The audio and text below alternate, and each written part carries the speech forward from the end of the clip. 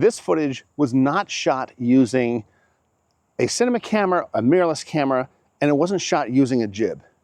It was shot using the DJI Osmo Pocket 3 and a simple stand. This is a stand that I use for small lights, audio devices. It has the 3/4 inch thread that the Osmo Pocket 3 fits on. And it was filmed right here at this cemetery in Trevorton. The footage is B-roll for a current documentary that I'm working on. My name is Matt Spade. I've been making independent films for over 12 years now, and I'm here to share my experience, in particular, using the DJI Osmo Pocket 3 and this stand to create a jib effect. The location is not very close to where I live, so when I travel here, I'm at the mercy of Mother Nature.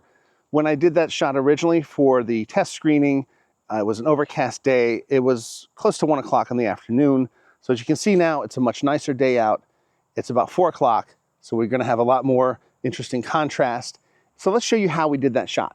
What I'm gonna do is put the Osmo Pocket 3 on the end of this stand. I have the stand opened all the way so that I can get a really high jib shot. I'm going to mimic the movement of a jib by start down low, and I'm just gonna gradually come up.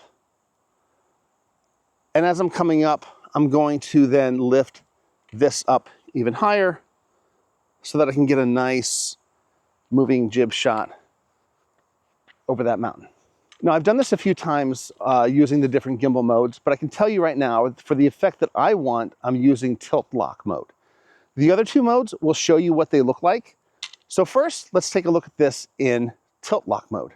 I'm in the D-Log color profile. My ISO is at 100. I have an ND filter on the front of here. It's an ND32, and my frames are set at 1/60th or 1/50th. I'm hoping to get this tree to be a moving foreground element as I'm lifting up. That's tilt lock mode.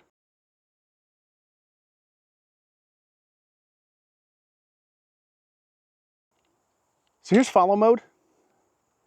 Once again, I'm not a really big fan of this, but it could be what you're looking for. We're going to do FPV1 mode.